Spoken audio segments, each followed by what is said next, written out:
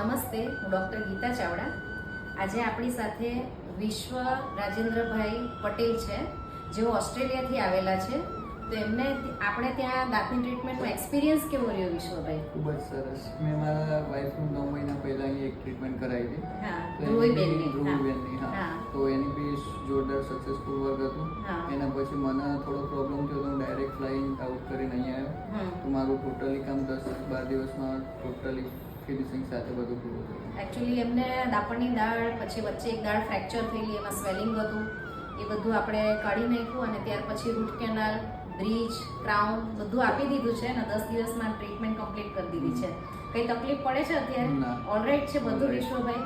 તો કઈ વાંધો નથી ને તમને?